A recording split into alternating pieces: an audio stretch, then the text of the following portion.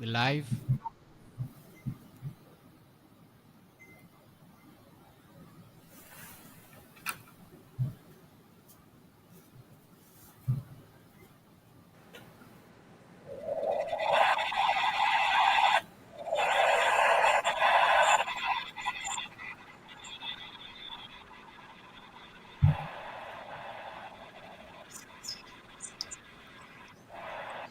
Good morning.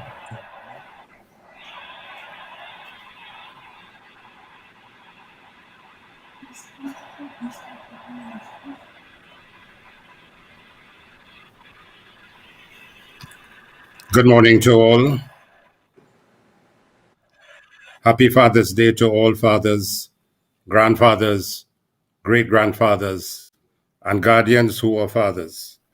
May God's blessings be richly showered upon you for continued great health, happiness, success, and certainly protection from this COVID 19 infection. I extend deepest sympathy and sincerest condolences to all 736 families who have lost your dearly beloved mothers, fathers, children, brothers, sisters, uncles, aunts, wives, and husbands due to this ravaging and monumental health disaster of this COVID 19 pandemic. Trinidad and Tobago experienced 19 deaths yesterday. We are now amongst countries globally with the highest death rate per million population. There have been over 550 deaths in just May and June of this year so far. One death is too much, ladies and gentlemen. We as surgeons and clinicians, and I have been a clinician for over 45 years, cannot even contemplate experiencing one death in our clinical medical practice.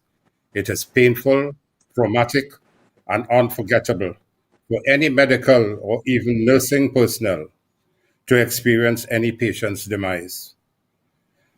But so far, Trinidad and Tobago doctors, nurses, frontline medical personnel, paramedical, and families have so far lost 736 to COVID 19. The question that the Honorable Prime Minister and Minister of Health, the RHA boards, and their management teams, and the advisory medical team to the Prime Minister must ask themselves, were any or many of these deaths preventable? 16 months into this pandemic, this nation has no information, nor answers, nor data, no analyses of the situation surrounding and the causes of these deaths. Patients are categorized as middle-aged or old and with and without comorbidities in the daily Ministry of Health reporting. Any developed country prides itself in establishment of confidential inquiry teams into, for example, when I was training in the 1970s, every single maternal death, and that continues to today. Every person who dies from a questionable cause, there must be a confidential inquiry into that person's death. Yet still we have 736 dead and not a glimmer of information on these deaths which have occurred. I ask, is 55 years or 60 years old? And if someone has diabetes or hypertension or both, or cardiac or pulmonary, which is lung disease, or a cancer, does that normally signify you're a foot in your grave? Absolutely not. No, these are not death sentences. And for these 736 patients who died to be so classified is unconscionable, is callous, is disrespectful, is insensitive, and greatly unacceptable. Over 30% of citizens in this country, ladies and gentlemen, who are above age 40 are either diabetic or hypertensive or both. So therefore, do you categorize them to the COVID-19 cemetery and graveyard and crematorium? Citizens, ask yourselves about this reporting and why this continues is highly unacceptable.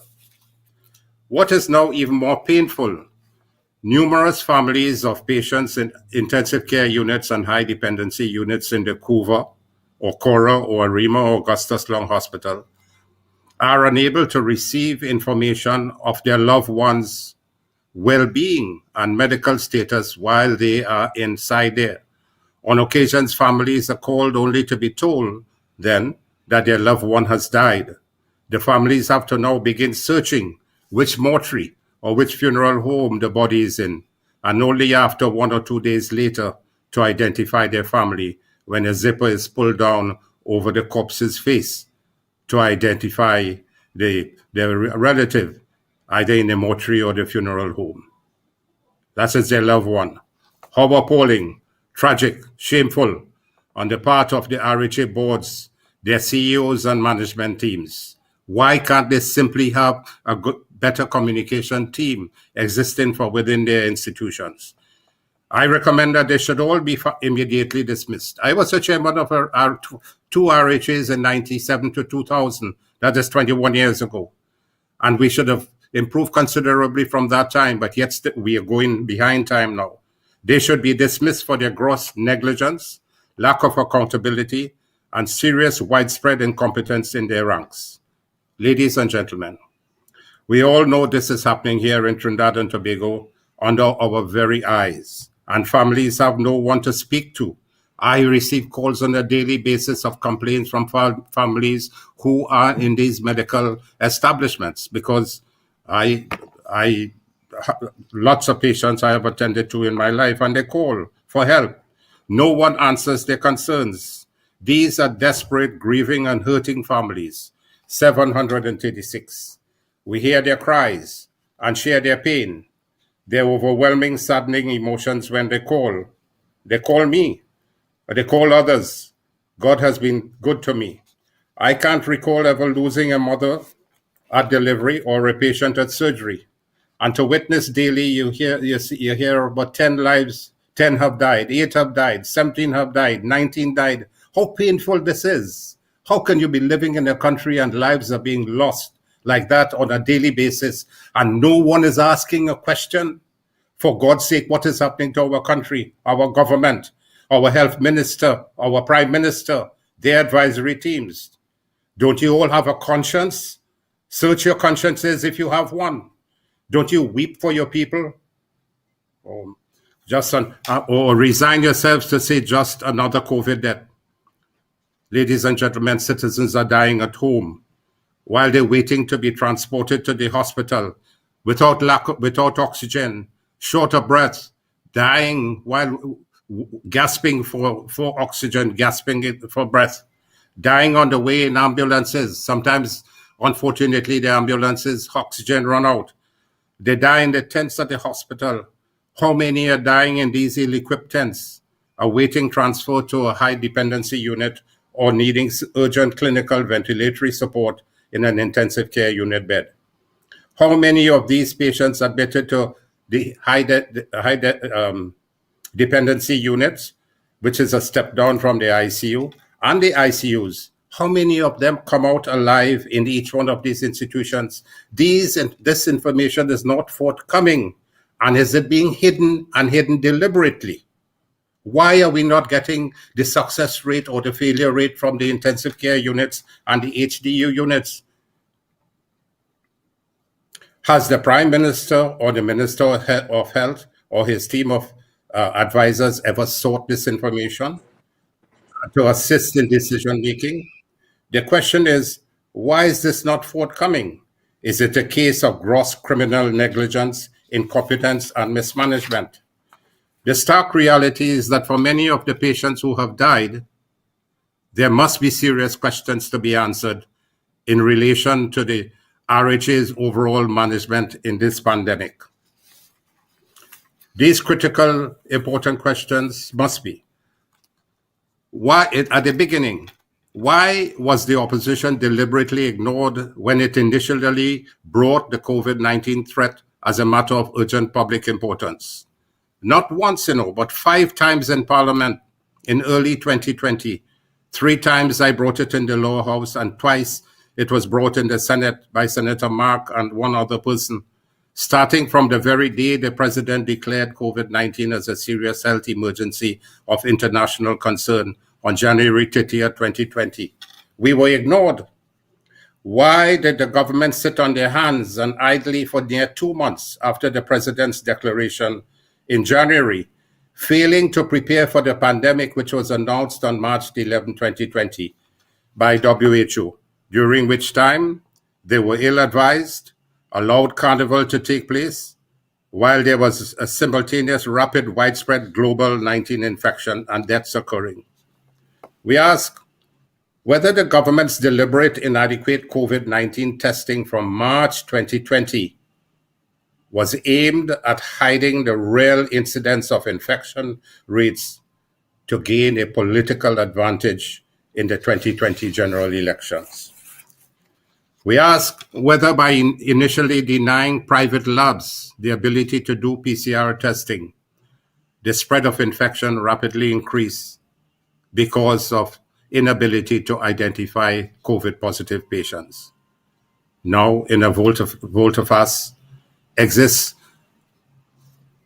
these private labs have done and have had to do close to 90,000 PCR tests at a cost of approximately 120 million, which citizens paid out of their own pockets to have these tests done.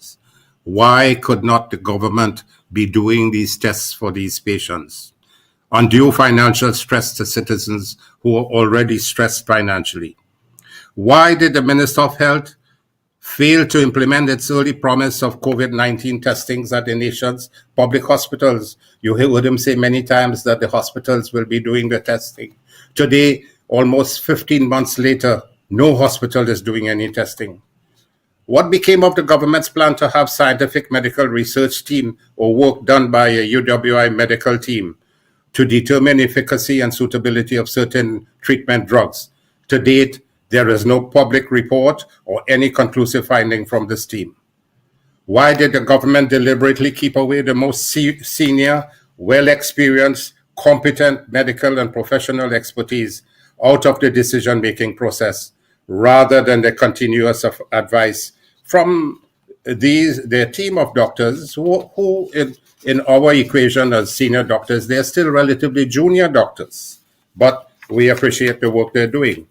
What was the rationale behind this government's draconian, nepotistic, whimsical exemption policy, where thousands of nationals were locked out of the country for greater than a year, while select relatives and friends of top government officials were allowed to enter at short notice? We ask again, why has the government consistently failed to ensure a proper, equitable, alternative education system for the nation's children, who have carried the biggest burden of this pandemic and have been affected for near 2 academic years?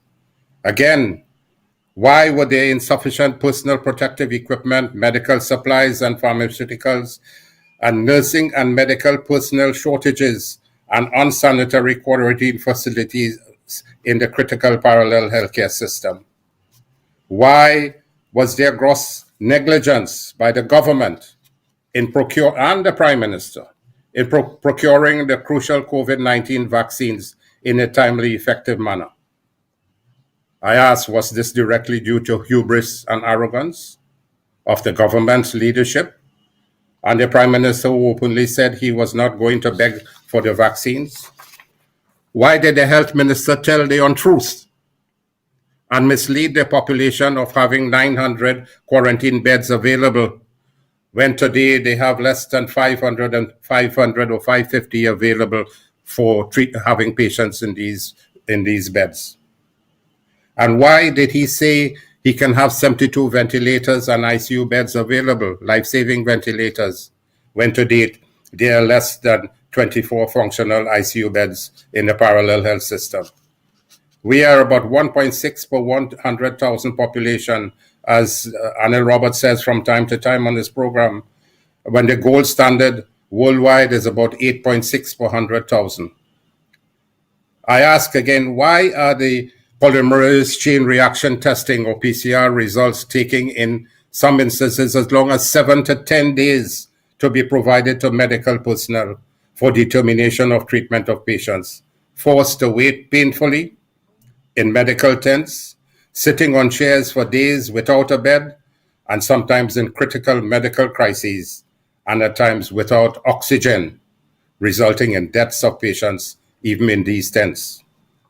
Why has the Ministry of Health abandoned the present near 9,000 COVID-19 positive patients who are currently in home quarantine, failing in its duty to provide these patients with necessary appropriate medical guidance, care, monitoring, support, and medicine, resulting in these patients and the relatives becoming infected in the household, thereby significantly increasing the COVID-19 infections and death rate.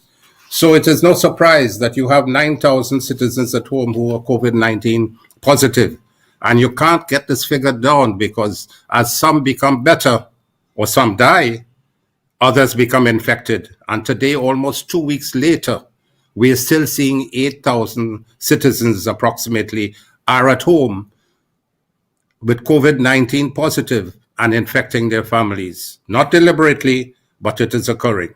And yet still we have our medical doctors coming daily on the programs, telling these patients at home, be safe, be in one room. How many patients, how many families have many rooms that patients could isolate themselves in one room away from the others? How many have more than one kitchen? How many have more than one toilet? And all you can tell them is to isolate yourself. Where are the beds that you could have taken some of these 8,000, put them into institutions, make sure they are well before sending them back home? These are questions that must be answered. Why does Trinidad and Tobago have one of the worst COVID-19 vaccination programs in CARICOM, the wider Caribbean and Latin America? This is borne out in the global statistics of WHO and Johns Hopkins University. What flaws in the decision-making process led to this disastrous, cruel, inhumane, potentially deadly failed mass vaccine fiasco of June 9 to the 10, 2021, for which both the Prime Minister and Minister of Health accepted responsibility but refused to resign?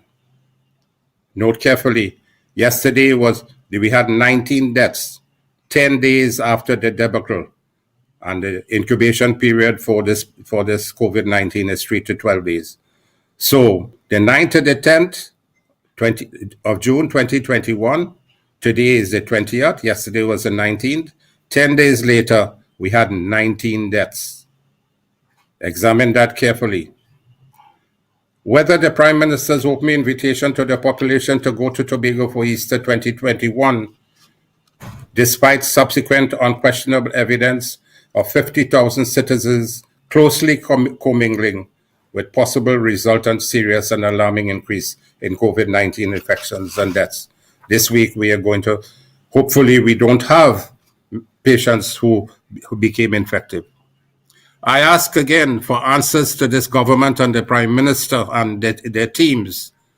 Why were 6 highly trained, very experienced senior medical consultants who designed the COVID-19 protocols almost 1 year ago at the Couva Hospital, vindictively rotated and transferred out at the end of April 2021 by NCRHA CEO Davlin Thomas, and could be called an incompetent, vastly unqualified political appointee?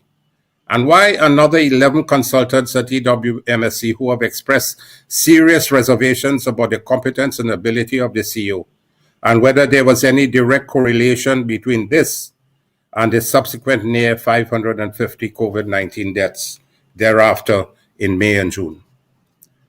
We ask again, why have the RHAs and their management teams failed to provide appropriate clinical and adequate COVID-19 guidelines, protocols, assessments, reviews, and monitoring and implementation for proper patient care at their respective institutions? Without doubt, ladies and gentlemen, a commission of inquiry will ensure that the population gets the answers to these crucial questions, with a view to determining whether their deaths of now 736 patients were in fact due to criminal negligence. Globally, in developed and developing countries, there are confidential inquiries into deaths. Responsibility lies somewhere and by someone. Responsibility lies on the head of the Prime Minister and the Minister of Health, and by their respective regional health authorities and the CEOs and the medical advisory team. There must be full transparency and accountability by the government and the Ministry of Health, not hiding critical information. This confidential inquiry into the deaths must be part of what I now reiterate the leader of the opposition's call a while ago for a commission of inquiry into the circumstances in this leading to deaths in this COVID-19 pandemic. And the Prime Minister must advise Her Excellency the President to do so under the Commission of Inquiry Act, Chapter 1901, to inquire into Trinidad and Tobago's government response to the COVID-19 pandemic and to make such findings, observations, and recommendations arising out of its deliberations as the Commission may deem appropriate. Ladies and gentlemen, the time has come for the government to account to the people through this Commission of Inquiry. Brazil now is beginning this last week to investigate how their death toll got so high, and it's ignoring of opportunities to buy vaccines for months. Is there a similar situation here in Trinidad? Why did the death toll get so high in Trinidad in 7 weeks? We have almost 550 deaths occurring. Do we know our death toll in Trinidad suddenly increased in May and June? For the past 18 months, our population has had to endure numerous draconian lockdowns, including the current state of emergency, which have resulted in mass hunger, loss of jobs and livelihoods, and now widespread poverty and suffering. And every day you see on the news headlines, I have some of it here, doctors in pain. A doctor saying, don't use me as a scapegoat. Dad, I need oxygen. Doctors firestorm. Surprise 50 jab limit at vaccine sites. Blanked again. It is blanked again. F grade to the government. F grade. Vaccination disrespect.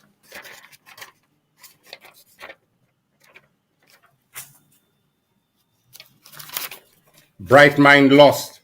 You can imagine a 20-year young man, a president's medal, dying from this COVID. Pfizer hush hush. Curiosa on this Pfizer vaccine that came in the 80 vials. Who were they meant for? Up to now, yesterday, the Prime Minister wasn't able to state who it was meant for. They say the Ministry of the National Security or whatever.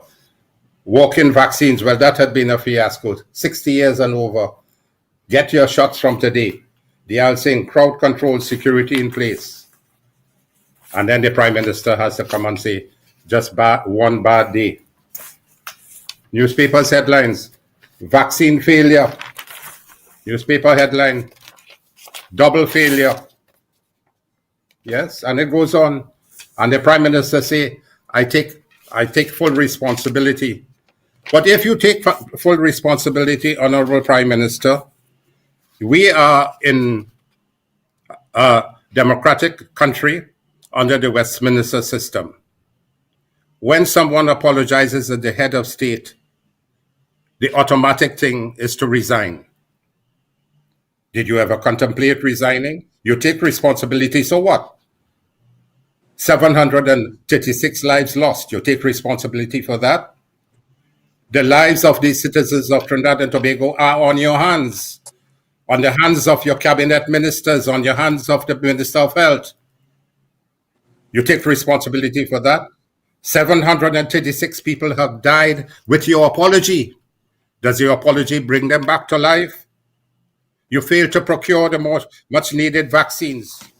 So in conclusion, ladies and gentlemen, it is essential to determine whether the country's top office holders must be held responsible for possible criminal negligence and malfeasance into the deaths and suffering of our hundreds of citizens.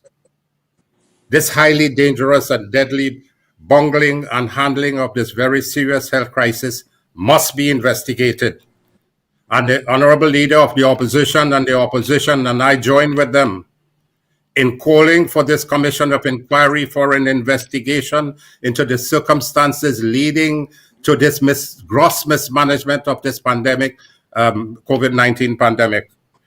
The duties of responsible and accountable governance in our constitutional democracy are imperatives for the Prime Minister and his cabinet, and is a matter of national importance and concern.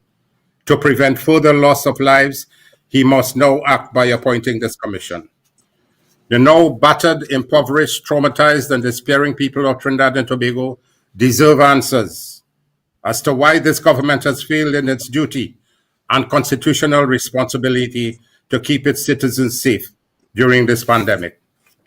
It will also potentially compel some of our nation's highest office holders, namely the Prime Minister, the Health Minister, and other cabinet ministers, as well as the government-appointed Speaker of the House and President of the Senate, to provide crucial and important answers on their actions and decisions-making as it pertains to this pandemic.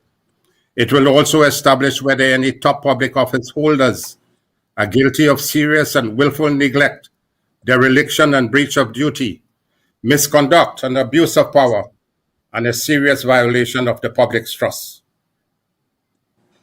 The citizens of Trinidad and Tobago deserve answers and accountability from a failed, dangerously incompetent government that has long fallen down on the job, leaving us to bear the dire burden of poverty, illness, and death, and a failed, collapsed nation.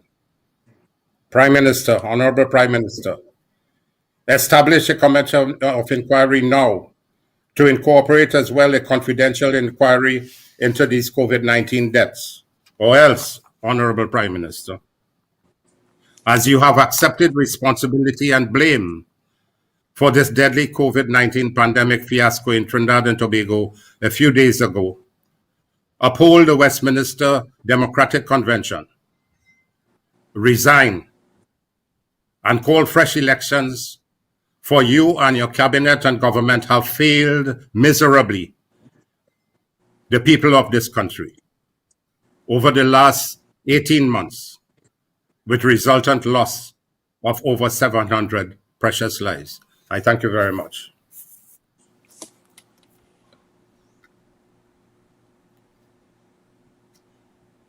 Good morning, all. And I want to join with my colleague, Dr. Tim Gopi Singh, in wishing our nation fathers a happy Father's Day. Fathers are key in this fight against the COVID-19 pandemic, as they are protectors and providers for our families. Many fathers have been placed under the worst pressure of their lives as they try to provide for their families at this time, when impoverished households are battling against rising food prices, increased public utilities costs, one or more breadwinner being sent on the breadline, few employment opportunities, and the need to get creative overnight because of this incompetent administration led by Prime Minister Dr. Keith Rowley.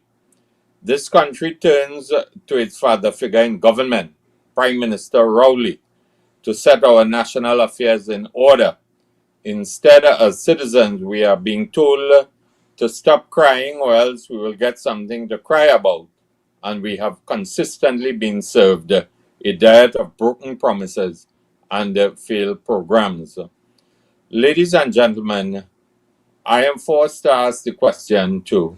When will the incompetence, bungling, fiasco after fiasco end on the part of the Prime Minister and his ministers of government?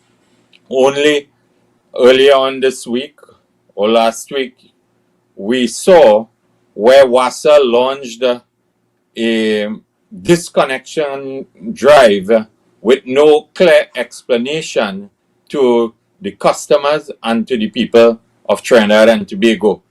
Massive lines were found outside of WASA's offices as persons rushed to settle their outstanding debts in the middle of a pandemic, when judgment should have been exercised on the part of Minister Marvin Gonzalez and the Board of Commissioners of WASA.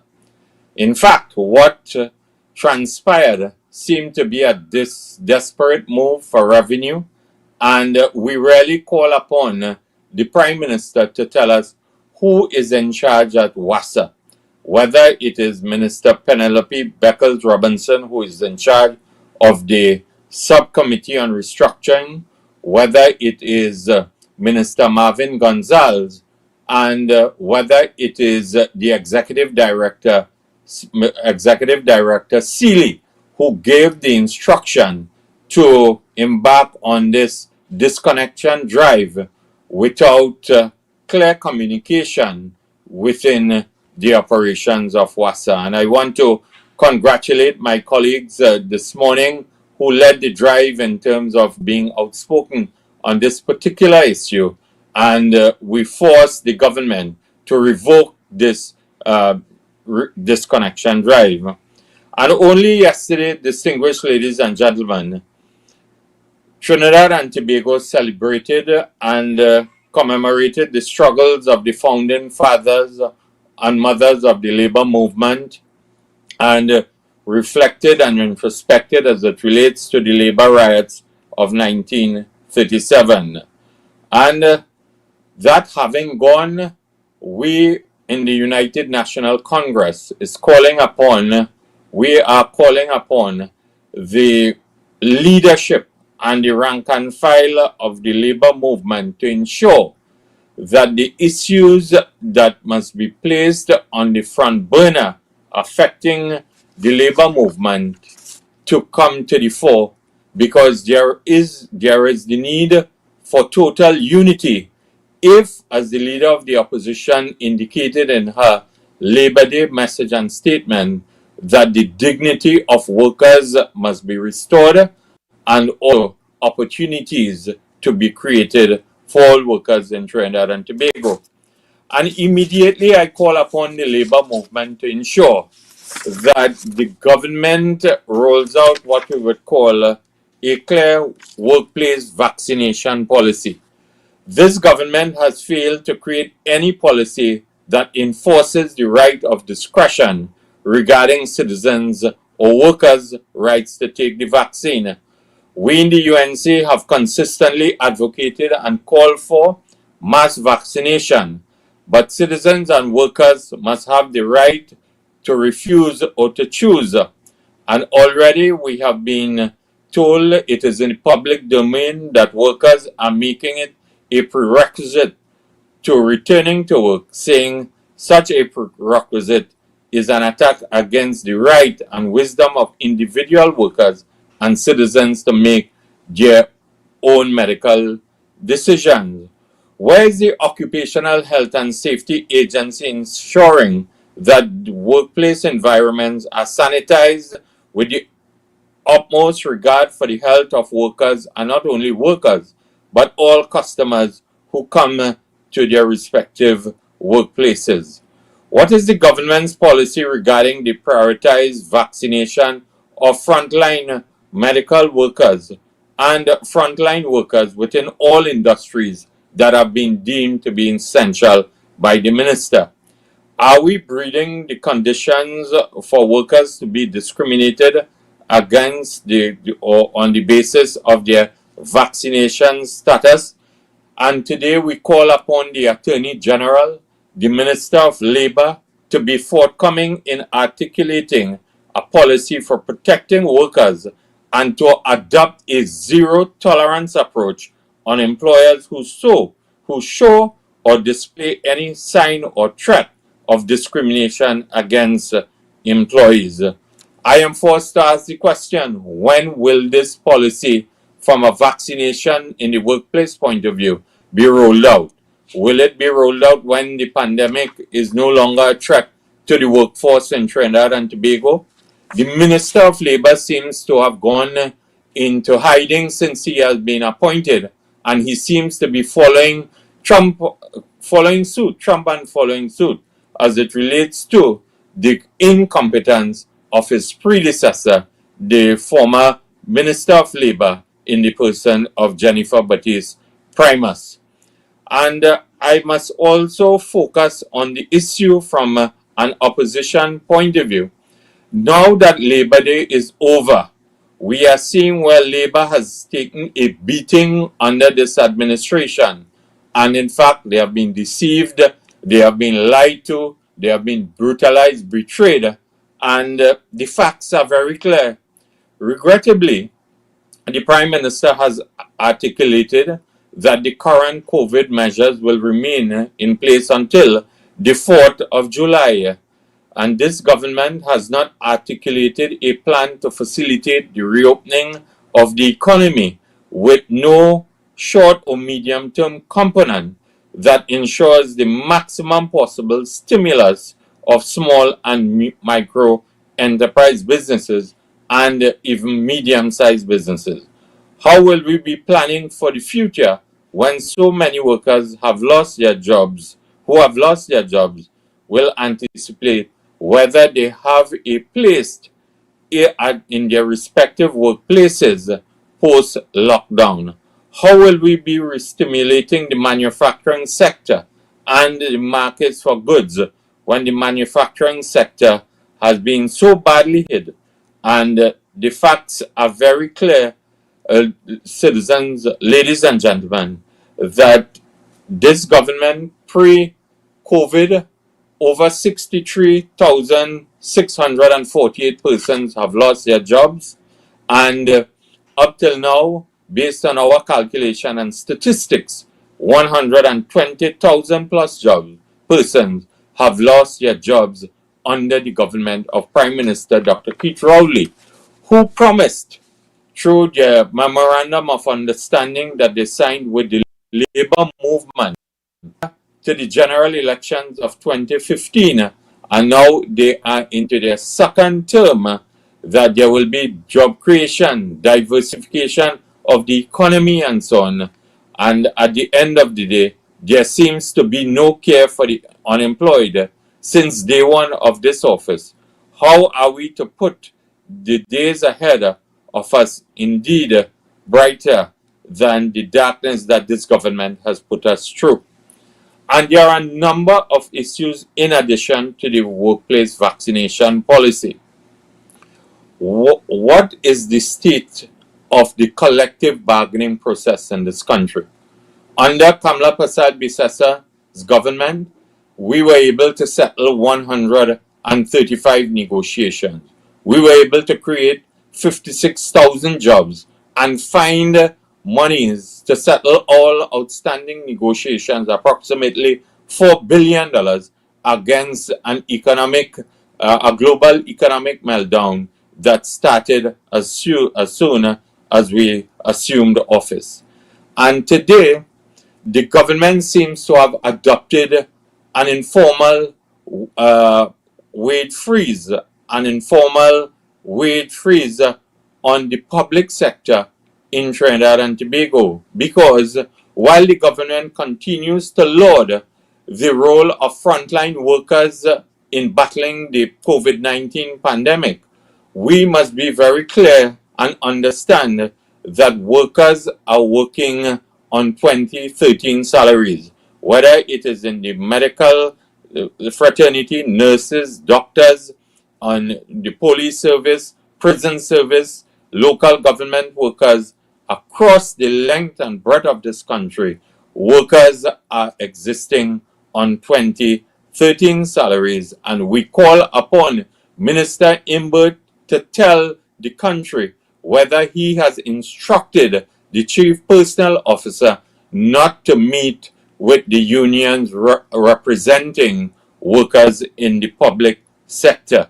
Minister Imbert, we ask you to clear the air this morning. And in this regard too, the issue of social dialogue and tripartism has collapsed. Under Minister Camille Robinson Regis, the National Tripartite Advisory Council has collapsed on 2 occasions.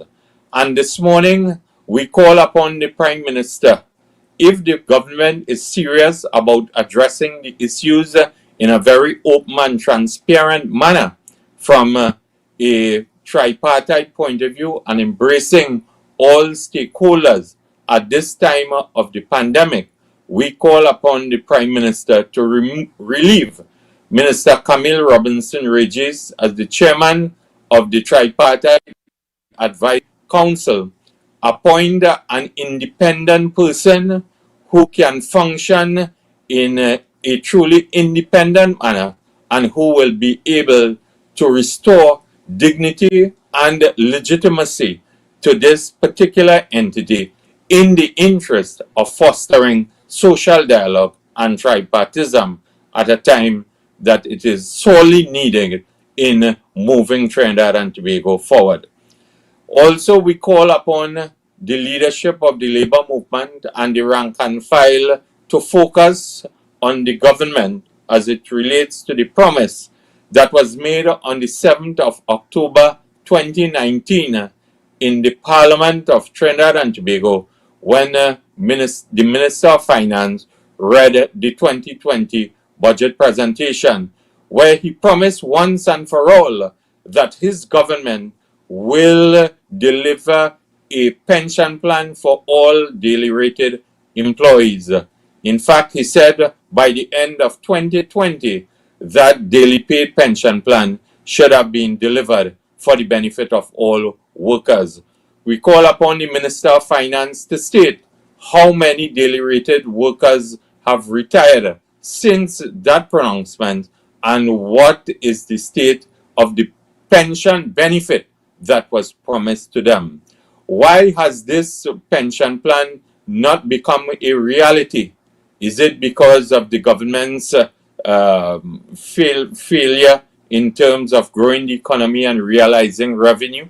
Is it because the government is on the brink of bankruptcy and cannot fund this pension plan? My information is that the recognized majority union representing daily paid workers have written to the Prime Minister on a number of occasions to meet and treat on this particular issue, and they have been met with not even the scant or courtesy of a reply from the Prime Minister. And again, it shows that the Prime Minister was never about the people of Trinidad and Tobago, and his government was never about the workers of Trinidad and Tobago.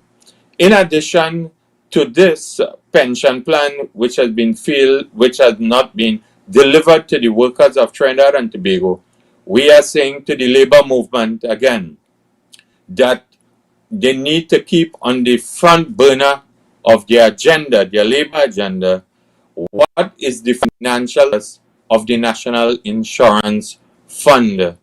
The fund, the alarm bells as it relates to the sustainability and longevity of this fund from a financial point of view, from the point of view of paying out benefits, did not rear its head in 2021. In fact, since Minister Imbert came into power, political power, he is very aware, or he was made very aware of the state of the finances of the National Insurance Fund by the executive director and the management team of the National Insurance Board. And why is this deafening silence on the part of the Minister of Finance, who likes to talk a lot on a number of issues, but has lost his voice as it relates to the National Insurance Fund? And today, we ask the Minister of Finance, what has he done to grow the revenue stream of the fund? He consistently boasts about the performance of the Heritage and Stabilization Fund, that it is in a stable position today based on the investment portfolio, investments in capital markets and funds and so on abroad. And what has he done to realign the investment portfolio of the assets of the National Insurance Board, which from a cash point of view, an investment point of view, is over $18 billion. What has the Minister of Finance done to widen the base of the National Insurance Fund in terms of contributors. It is an accepted fact that the fund has suffered tremendously because 120,000 persons have lost their jobs. But what has the minister done to embrace self-employed, to embrace migrant workers who are working in Trinidad and Tobago in their thousands, single mothers, caregivers, and so on, so that they could help grow the fund from a revenue stream point of view and not focus solely on, or there seems to be an obsession on his part to freeze pensions at $3,000 and also to increase the retirement age from 60 to 65, and we are hearing rumors that it may be increased to 67, while moaning and groaning and complaining bitterly about the longevity of persons, the elderly, in terms of their lifespan in Trinidad and Tobago. So, from the point of view of where we sit, whilst the Minister of Finance may tell us that the government is not going to the IMF, but when you look at the policies that are being embraced by the government, a wage freeze in terms of the collective bargaining process, a hiring freeze in the public sector, a freeze on pensions. They want to freeze your pension. They want to increase the retirement age for being able to access pension. Workers and citizens of this country, these are indeed policy prescriptions or recommendations of the International Monetary Fund. And today I tell you that if we are not, or we have not gone to the IMF, certainly Prime Minister Dr. Keith Rowley and Minister Imbert has their hands on the doorknob, just waiting to open the door and go to the IMF. And in addition to these issues, distinguished ladies and gentlemen, it is important that the labor movement continues to be vigilant to preserve the gains that were realized through the collective bargaining process and that have been built on the foundation of those who labored and sacrificed in 1937 and between that journey of 1937 to 2021. And that leads me to another area in terms of the operations of the government of Prime Minister Dr. Keith Rowley, because this is a government that has been spending money in a very wild manner. Prior to the COVID-19 pandemic and during the COVID-19 pandemic, and at no point in time do they seem to want to be held accountable by the institutions that have been established in this country from the point of view of oversight to ensure that there is transparency, accountability, and good governance as it relates to the expenditure of taxpayers' monies. And this was clearly demonstrated last week in the parliament of this country, when under the standing orders of this country, the standing orders of the parliament, the Prime Minister, under Standing Orders 26, the Prime Minister is mandated to answer Prime Minister's questions under this standing order. The Prime Minister was in the jurisdiction of Trinidad and Tobago, and this was the very said Prime Minister who told the country that he could not attend the funeral of the late Andrea Barrett, may her soul in eternal peace, because he had to be physically present to answer questions as it relates on the order paper as it relates to Prime Minister's question. And only last Wednesday, the Prime Minister displayed the greatest sense of disrespect to the parliament of this country. He displayed contempt for the democracy of Trinidad and Tobago by being in the jurisdiction and failing to present himself before the parliament to answer questions as it relates to expenditure on behalf of the taxpayers of Trinidad and Tobago And the Prime Minister could have simply, while we accept he was within the unitary state of Trinidad and Tobago, he could have simply used the technology available to him via Zoom, as we are doing here this morning, answer the questions for half an hour and so on, and then move on with fulfilling his other duties. But the Parliament was not to be respected. And this has been the modus operandi of a Prime Minister who has no respect for the citizens of Trinidad and Tobago. And the lack of accountability and transparency has been a common thread, because even when the Standing Finance Committee was chaired by the Minister of Finance under the purview of the Speaker of the House of Representatives, the Minister of Finance and all the line ministers who they sought a further supplement of $3 additional billion for fiscal 2021, and they promised all of us, the members of Parliament, based on questions posed to them, they promised to have answers in writing. They promised to provide the information in writing so that we could have had a proper debate as it relates to the mid-year review. And up till today, those answers in a very clear-cut manner, whilst we have gotten some, we have not gotten all the answers based on the questions that were posed. And also, we have to ask the question again, why has the Prime Minister and his ministers ducking? Why are they running? Why are they ducking as it relates to expenditure of taxpayers' money? Because two of the questions on the order paper under Prime Minister's questions call for the Prime Minister to explain, in light of the discrepancies contained in the Auditor General report for 2020 relating to the COVID-19 grants, call upon the Prime Minister to indicate whether he would facilitate an urgent investigation into the misappropriation or the allegations of misappropriation based on the findings of the Auditor General report of 2020, and also it called for the Prime Minister to inform the House what percentage of value in terms of money terms of the recently signed loan agreement between China and Trinidad and Tobago that will be used for the procurement of the Sinopharm vaccine.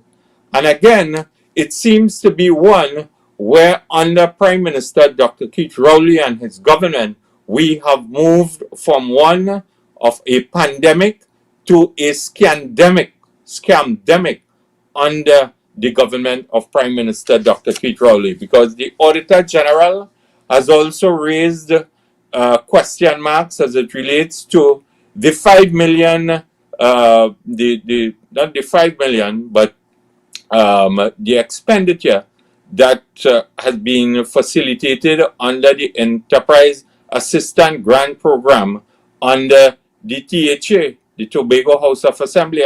In fact, according to the Auditor General report of 2020, there were a number of discrepancies in the processing of assistance checks. And I reiterate this, without proper documentation of approvals.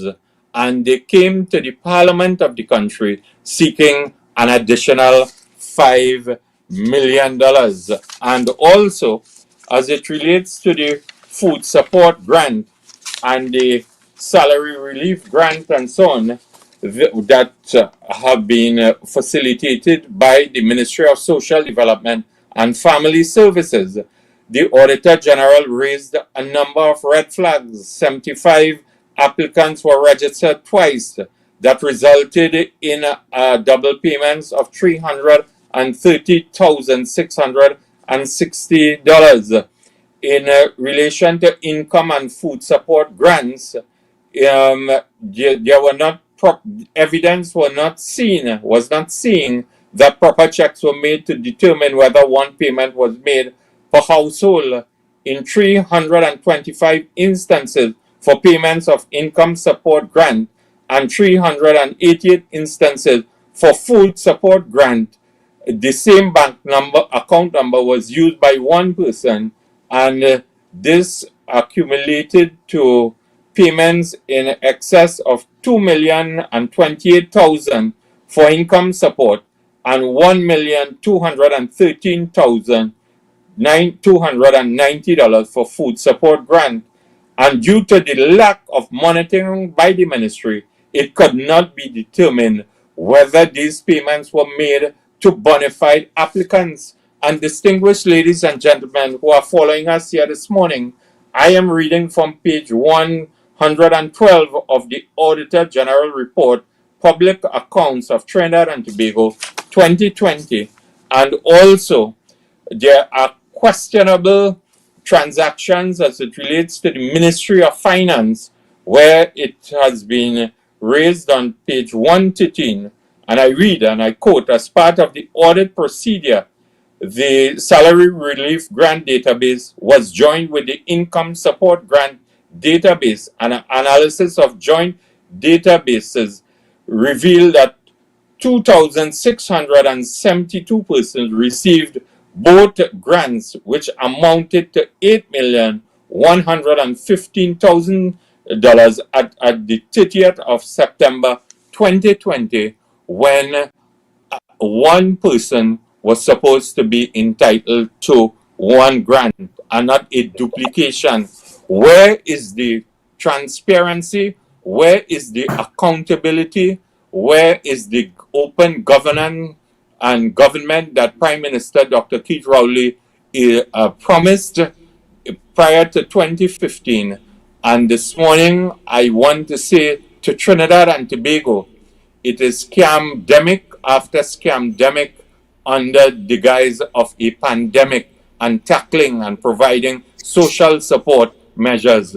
And at the end of the day, the Prime Minister and his government is conveniently calling Parliament. They are suppressing the democracy of this country. And this sham on the part of being a government on behalf of the people of Trinidad and Tobago must come to an end once and for all. And we say, enough is enough.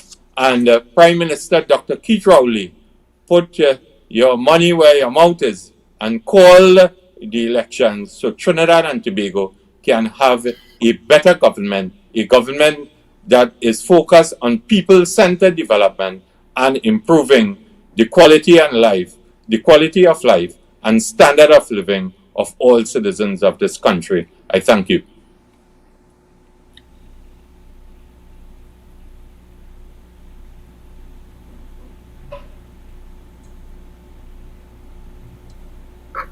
Members of the media are invited to ask questions.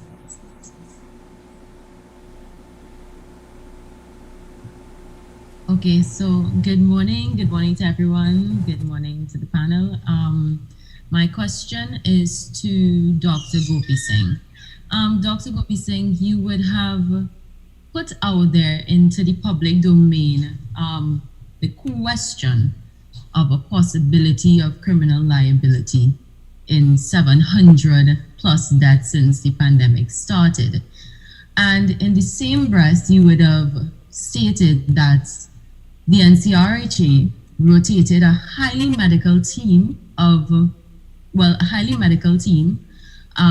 who was responsible for implementing that system that you would have criticized. And I'm wondering, isn't there some kind of conflict in that statement?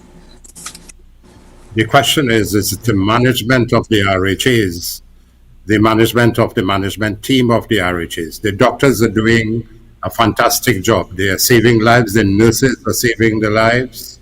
The paramedical professionals are all there. But the question is whether the necessary equipment and supplies, whether there are enough medical and nursing personnel, whether these ICUs and HDUs are fully equipped to bring about, whether the transportation of the patients from at home to the tents, whether the RHAs have, the management of the RHA teams have provided the doctors and nurses with the necessary tools to help to prevent the loss of lives. The doctors continue to be of human service. These 17 doctors when they had difficulties with the CEO of the North Central Regional Health Authority, expressed their deep concerns. Why are they being transferred out? And the 11 senior doctors at Mount Hope voiced their concerns about it. Today, the CEO of the North Central Regional Health Authority remains there because we know the political connections. The Prime Minister says he takes responsibility. Well, are you taking responsibility for the negligence of the CEO, the negligence of the respective boards? What have the regional health authority boards done to improve communications? The communication is not from the doctors. The communication, what have they done about the 9,000 citizens who are at home mingling and infecting their families? And how many patients have died on their way to the hospitals? How many died from the lack of oxygen? How many died from the lack of pharmaceuticals? These are the questions. But the doctors, so this is why we're asking for the investigation to be done principally on the work of the RHAs and for the Minister of Health. He said that his management stops at the door of the hospital. And the Prime Minister echoed the same sentiments. Ms. Boucher, can you imagine when I was Minister of Education, I would say that my function as a minister stops at the door of the school? How ridiculous can this be? How unconscionable can this be? So when the minister says his responsibility stops at the door of the hospital, and the RHA boards are not performing to the way that they should be performing, and their management teams are not performing the way they should be managed, the doctors and nursing personnel are caught in a quandary. The nursing profession said that they are short of nurses. They are 1,500 nurses short. The government is using the young doctors, taking advantage of them with small contracts for 3 months and 6 months. The senior doctors are given 1-year contracts. And if they speak out loudly, they are going to be victimized. And this is what is occurring. They're giving their hearts out. Every doctor and every nurse and every paramedical professional gives their heart out and have been giving their heart out, but they need support where support is wanted. And this is where the mismanagement has taken place.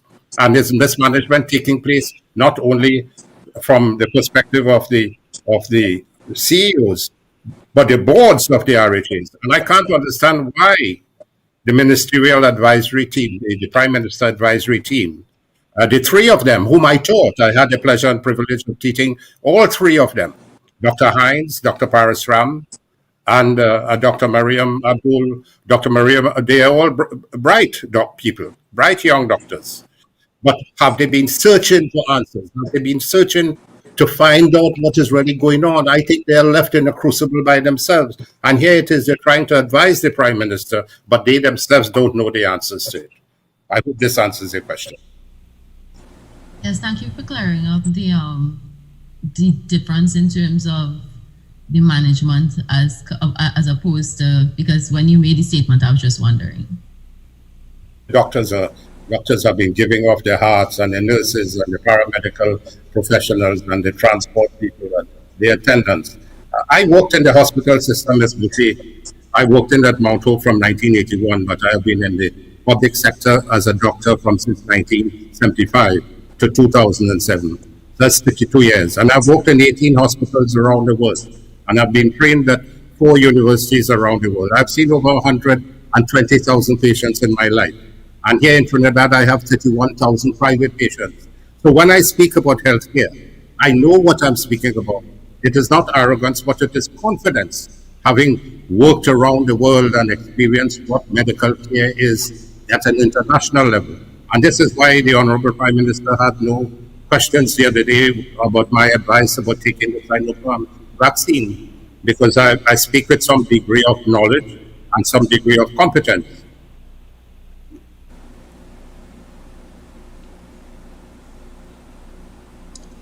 There appears to be no further questions from the media, so I'd invite you to wrap up, Dr. Gopi Singh. You want me to wrap up? Yes, thank you very kindly, and I have and thanks for the honor and privilege of being part of the opposition team.